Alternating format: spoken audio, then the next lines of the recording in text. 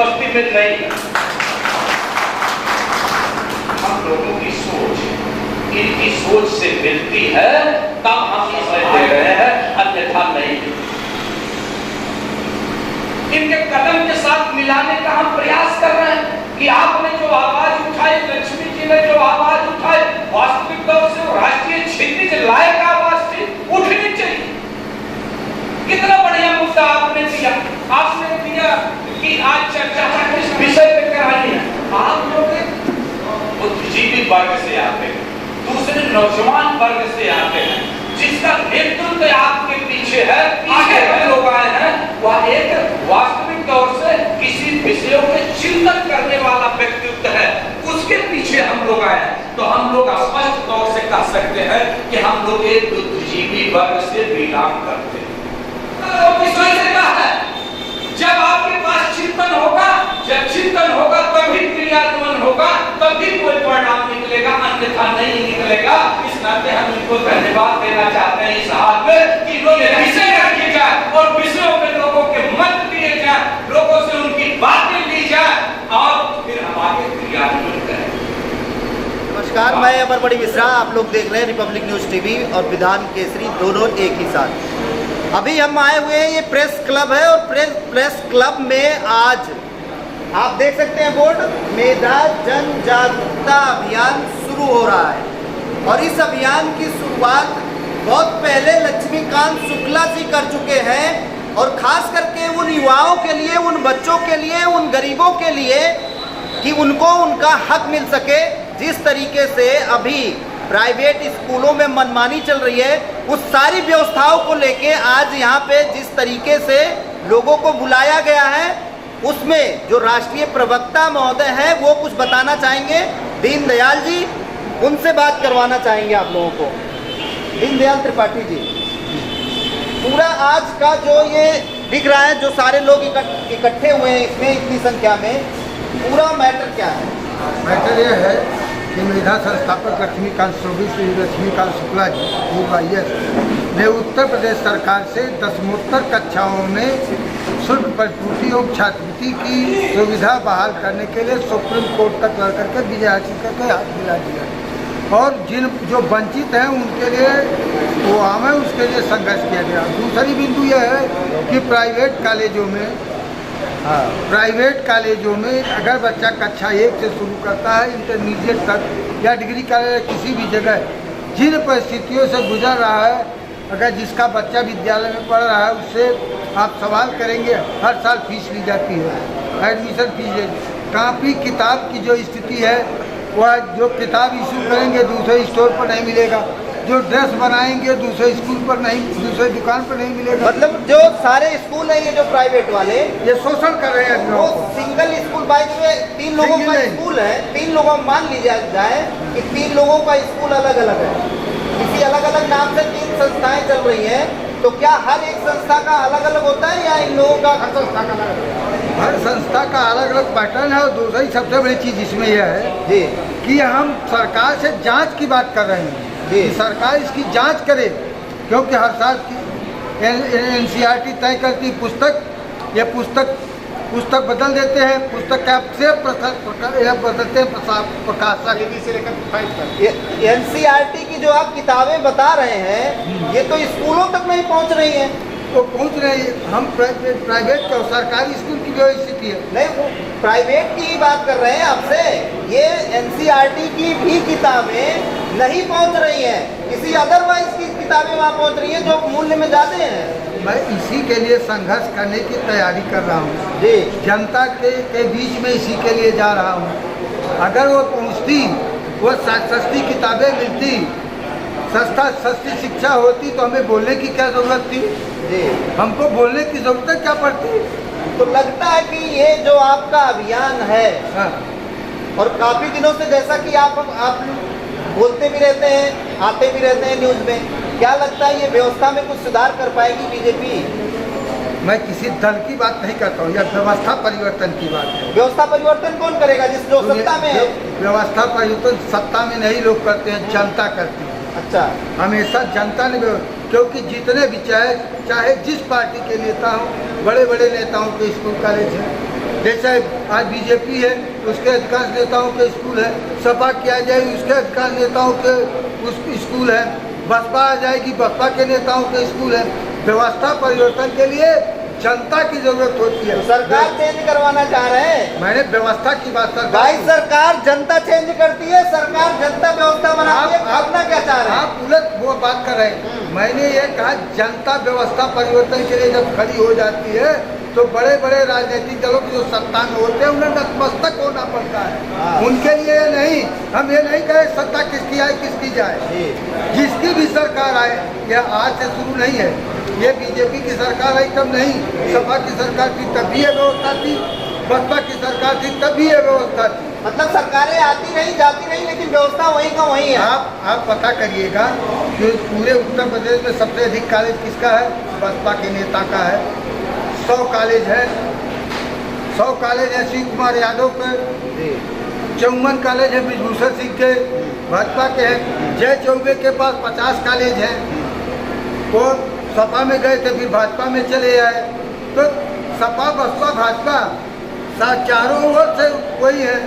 अगर सपा दीनदयाल त्रिपाठी जी, लगता है इन महारथियों से दीनदयाल त्रिपाठी जी अकेले जिस तरीके से अभियान चालू किए हैं वो लग रहा है कि आगे तक जाएगा, पूरा हो जाएगा। दीनदयाल तिवारी अकेले कहाँ, वो एक दीपक है जिस आइए, रोशनी में आइए, तमाम लोग हैं। दीनदयाल तिवारी अकेले नहीं, ये बातें सत्य है। राष्ट्र की लड़ाई।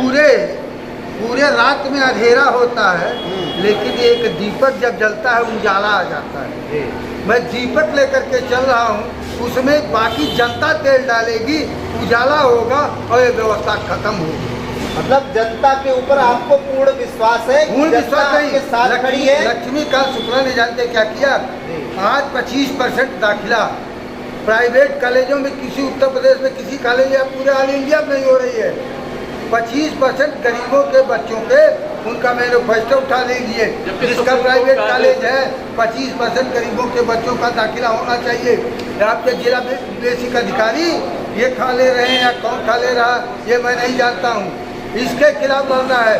25% गरीबों के बच्चों का दाखिला सभी सरकारी प्राइवेट स्कूलों में हो। ये शासनादेश है, ये मैं नहीं कहता हूँ। आप ये भी जानते होंगे कि 6 साल से 14 साल तक के बच्चों का निःशुल्क एवं अनिवार्य शिक्षा का उनका मौलिक अधिकार है। मौलिक अधिकार का मतलब आप जानते हैं, फंड अगर उनसे फीस ली जा रही है कि फंडामेंटल राइट का विरोध है, संविधान का विरोध है, लेकिन उसके बीच में एक कड़ी लगा दिया कि 25% गरीबों का दाखिला। आप पता लगा लीजिए किस कॉलेज किस प्राइवेट कॉलेज में 25% गरीबों के बच्चे पढ़ रहे हैं। आप पहले आज दुकान की तरफ हुए उद्योग के रूप में शिक्षा हो गई है। विद्यालय चलाने वाला व्यक्ति ट्रांसपोर्ट चलाता है, कपड़े की दुकान करता है, जूते की दुकान करता है, स्टेशनरी की दुकान करता है, वो व्यवसाय कर रहा है। और व्यवसाय में उसके लिए आप बता दीजिए कोई ऐसा कॉलेज हो। आज ट्यूशन क्यों है? अगर इनके कॉलेज बड़े बेहतर हैं तो कोचिंग सेंटर का इजाफा क्यों हो रहा है? कोचिंग सेंटर इसका मतलब ये सिर्फ व्यापार कर रहे हैं। अगर प्राइवेट की जब सरकारी स्कूल अगर वाकई में सही तरीके से बच्चों को पढ़ा रहे होते या सरकार की व्यवस्थाएं सही होती तो इतने सारे प्राइवेट स्कूल खोलने की जरूरत कैसे पड़ती? आप ये बताइए 1990 के पहले कितने प्राइवेट स्कूल थे? कितने थे? मैं आपसे सवाल कर, नॉमिनल थे और एक प्राइमरी स्कूल में कम से कम 500, 700, 800 लड़के पढ़ते थे। बिल्कुल सही कह रहे हैं, पढ़ते थे। लेकिन आज प्राइमरी में पढ़ाने वाला टीचर इनके टीचरों से योग्य भी है, लेकिन लोग अपने आप को हीन मानते हैं कि उनका बच्चा प्राइमरी में पढ़ रहा है, चाहे वो गरीब हो या अमीर हो। मतलब कहीं ना कहीं पब्लिक की भी तो गलती है ना। जरूर पब्लिक की देखिए, जिसको जागरूक करने की आप बात कर रहे हैं, कहीं ना कहीं वहाँ भी तो फाल्ट है। पहले वो बात, क्रिकेट गरीब खेलता है, अमीर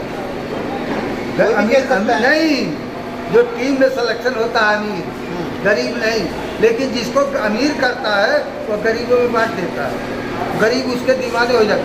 ठीक उसी प्रकार से प्राइवेट स्कूलों का चलन, उनके पास अध्यापकों का पूछिए, अध्यापकों का वेतन नहीं समय से और मिलता कितना? अगर 30,000 पर साइन करेंगे 10,000 देंगे। ये शोषण हो रहा है, मैं शोषण के खिलाफ लड़ रहा हूँ। और इसके बाद आप करें स्कूलों को सुधार, आप चले जाइए पूरे उत्तर प्रदेश में प्राइमरी अध्यापकों की पूर्ण भर्ती नहीं हुई है। किसी भी इंटर कॉलेज में चले जाइए, डिग्री कॉलेज में चले जाइए, वहाँ अध्यापक नहीं है, विषय है अध्यापक नहीं है, पता करवा लीजिए। मैं पूरे प्रदेश की बात कर रहा हूँ, आज से नहीं, आज के कम से कम 200 साल पहले से। जो अध्यापक रिटायर्ड हो गया या किसी दुर्घटनावश उसकी मृत्यु हो गई, उसकी सीटें अभी तक भरी नहीं है, खाली पड़ी हुई है, अध्यापक है ही नहीं है। सरकारी स्कूलों में पढ़ाएगा कौन? सरकारी स्कूल में अध्यापक है ही नहीं है। प्रश्न चिन्ह कहाँ पे है और इलाज क्या है, आप दोनों चीजें आज बताइए। प्रश्न चिन्ह सरकार पर है जी, चाहे जिसकी सरकार हो, बिल्कुल। और इसके बाद जवाब देने के लिए जनता को आगे आना होगा। जवाब जनता के पास इलाज है, तो उसी इलाज को करने के लिए हम निकले हुए हैं, जागरूक कर रहे हैं। मैं अकेला भी चल रहा हूँ, अकेला नहीं, आज इतने लोग हैं, कल लाखों में होंगे। और जब जिस दिन ये कारवां निकलेगा तो ये लोगों के हक दिलाएगी। बच्चे का भविष्य का सवाल है। आप किसी भी स्कूल में पढ़ लीजिए, अगर ट्यूशन में पढ़ाइए तो बच्चा किसी काम का नहीं करेगा, कतई जीत के। प्राइवेट विद्यालय का दावा, प्राइवेट विद्यालय बड़े बेहतरीन हैं, अगर उनके विद्यालय में पढ़ाइए, अगर कोचिंग न कराइए तो संभवतः आपका बच्चा किसी काबिल नहीं होगा। ये स्थिति है। ऐसी स्थिति में हम उसकी तैयारी, हम ये नहीं कहते मैं पूरा पहाड़ उठा लूँगा, लेकिन परिवर्तन की दिशा में एक कदम हमने निकाला है। और कितने लोग हमारे साथ होंगे ये मैं नहीं जानता हूँ, न मैं ज्योतिषी हूँ और न ज्योतिष जानता हूँ। ऐसी स्थिति में क्या होगा, हम निकल पड़े और लगातार चलेंगे। आज यहाँ से शुरू किए हैं और कल से हम बैठेंगे नहीं, गांव-गांव जाएंगे, कस्बों में जाएंगे, विद्यालय में जाएंगे, अदालत में जाएंगे। अदालत से लक्ष्मीकांत शुक्ला जी ने सारी लड़ाई लड़ करके जीत ली है, लेकिन हाई कोर्ट से जीतने के बाद भी अगर किसी जमीन का मामला हो, आप हाई कोर्ट से विजयी हो जाए और जाकर के कह दीजिए विपक्षी से कि भैया हम हाई कोर्ट से जीतल है, छोड़ दो, हमारी जमीन छोड़ दो। कोई छोड़ेगा? उसके लिए लड़ना पड़ेगा, उसके लिए लाठी उठाना पड़ेगा, शक्ति का प्रदर्शन करना पड़ेगा, और वह शक्ति के प्रदर्शन की तैयारी में। यह नहीं, मैं ये नहीं कहता हूँ कि मैं बहुत बार वो कर दूँगा, लेकिन इस व्यवस्था परिवर्तन की दिशा में निकल चुका हूँ। और नौजवान आज खड़ा है हमारे साथ, नौजवान खड़ा है, बुजुर्गों का आशीर्वाद है और अपने लोगों का स्नेह है, इसलिए लड़ाई लड़ रहा हूँ। अभी हमारे भाई